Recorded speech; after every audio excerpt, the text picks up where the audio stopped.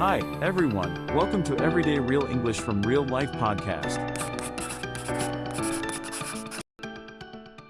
Welcome to Real English Podcast. I'm Annie. And I'm Brendy. Hey, how are you doing today? I'm doing really well, thanks. Good. I hope you are too. I am. I hope you, our listeners, are having a great week so far. Yeah, we're so glad you're here. You know, there's a particular energy in the air today. Oh. For people who live in the U.S., it just feels a little bit quieter than a normal Monday. Yeah, but maybe not as quiet as, like, Christmas or something. That's the exact feeling.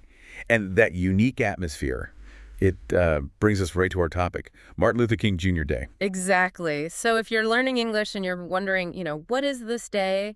How does it affect schedules? And most importantly, what do Americans actually say about it? Or what do they not say? Right.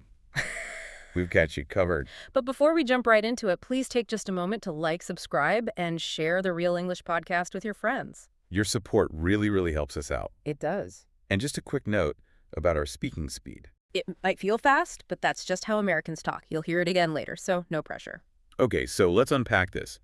Martin Luther King Jr. Day. Right. For anyone outside the U.S., I think the first thing to know is that it's a federal holiday. A federal holiday. And that just means it's a day that's officially recognized by the United States government. And that has some pretty immediate effects on your life. It does. It means that government offices, so think of places like the post office, libraries. Banks. Yep, they're all closed. Also, most public schools and a lot of universities take the day off. So it's a guaranteed day off for government employees. But here's the crucial point, and this is where it's really different from a holiday like Christmas. Okay. Just because the government recognizes it, it doesn't mean everyone automatically stops working. No, not at all. A lot of private companies, shops, supermarkets, and most restaurants, they stay completely open. So you get this mixed feeling. Some people are off work, having a quiet day, and then others are working a totally normal shift. Yeah, which is why the atmosphere feels, like you said, a little mixed. Part quiet, part business as usual. And the reason it's quieter is because its whole purpose is rooted in reflection and remembrance. Not celebration. Not celebration. It honors the person, Martin Luther King Jr., Yeah. and all the values he stood for. So let's define that. Who exactly was he?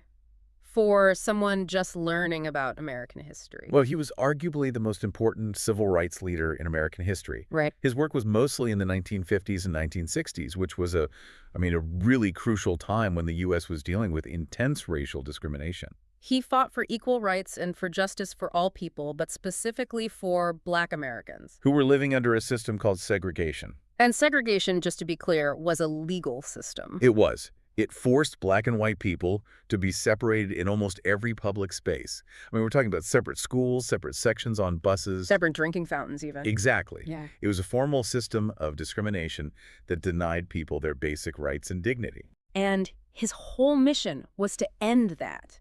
To end that legal separation. And the way he did it is, I think, what's so fascinating. Yes. The core principle he used was nonviolent protest. Nonviolent protest. Dr. King really believed in using peaceful action, not fighting or violence. He was inspired by leaders like Mahatma Gandhi. So the idea was to confront injustice with, moral force and organize peaceful resistance. Exactly. And that concept of nonviolence is so central to his legacy and to the whole spirit of this day. Yeah. It's an essential phrase to know. Let's take a moment to focus on it. Repeat after me. Nonviolent protest.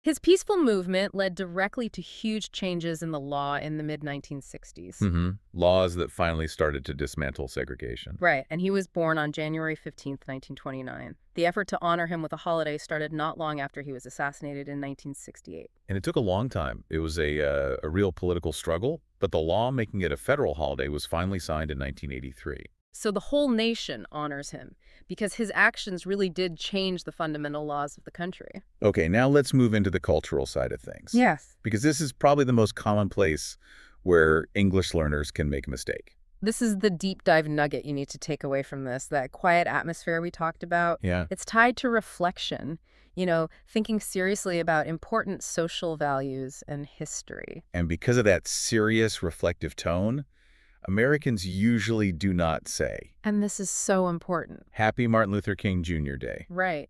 If you say that, it can sound culturally off-key, a little inappropriate even. It's just not a day for a party or a general celebration. It's for serious remembrance. And for commitment to the future. So instead of that, the U.S. government gave the day a very active purpose. They did.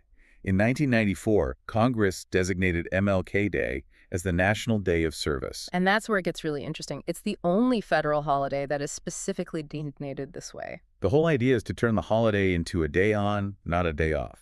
A day of service. So what does that actually mean?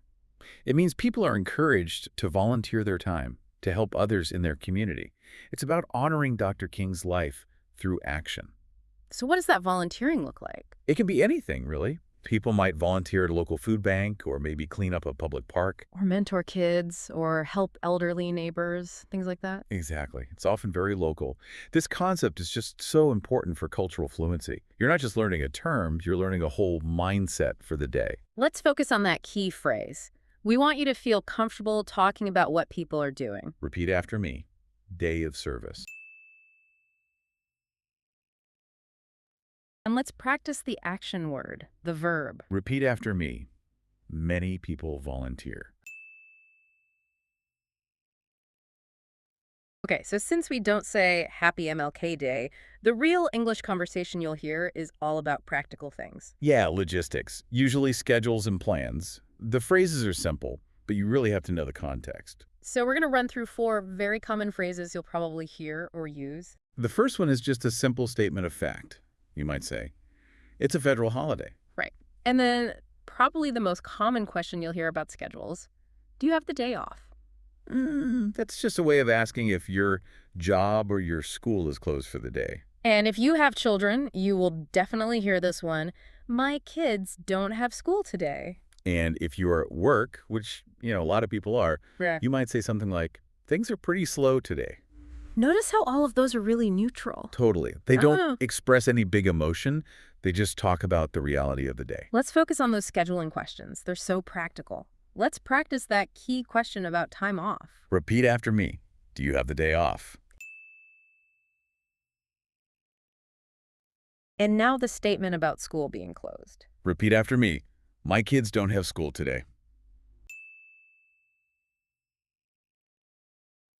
Okay, let's put these into action. Let's do a little role play. Imagine we are coworkers and we run into each other on a quiet Monday. Okay. In the office kitchen, I'll start. Hey, good morning. It's quiet in here today.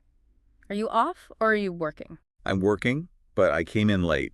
My bank was closed this morning since it's a federal holiday. Right, it's Martin Luther King Jr. Day. That's pretty typical for this holiday. But I might take a longer lunch break and volunteer at the food bank nearby. I heard they always need help on the day of service. Oh, that's a great idea. Things are pretty slow today anyway. Maybe I'll ask if they need extra help this afternoon. See?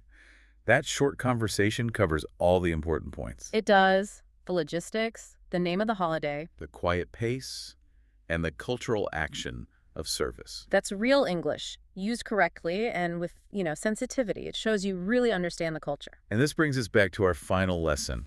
Learning English isn't just about vocabulary. No, it's so much more. It's about cultural fluency. If you just hear the word holiday, you might think party. Right. But in this case, the cultural context totally changes the meaning, and it changes the language you should use. Understanding the history of civil rights, segregation, nonviolence, all of that helps you understand why the day is about reflection. And why it's so important to avoid that happy greeting. Yeah. Knowing when not to say something is actually a huge part of being fluent. It shows respect and awareness. And that's what we try to give you here, that deeper context. So by taking this time to learn about the values behind a U.S. National Day, you are making, just phenomenal progress in understanding real, nuanced English. We really hope this deep dive has given you a clearer picture of the day, the cultural differences, and the practical English you can actually use. Yes. Today, if you're listening, we just encourage you to pause for a moment, reflect on Dr. King's legacy, and maybe think about one small way you can help your own community. Carry forward that spirit of service. Learning English is really about understanding people and culture and connecting with those big ideas. Thank you so much for spending this time with us. We really appreciate it. And don't forget to like, subscribe, and share the Real English Podcast. We'll see you next time. And if you want to review today's lesson, I uploaded a free PDF summary in in the description and in the comments. Feel free to download it and study at your own pace.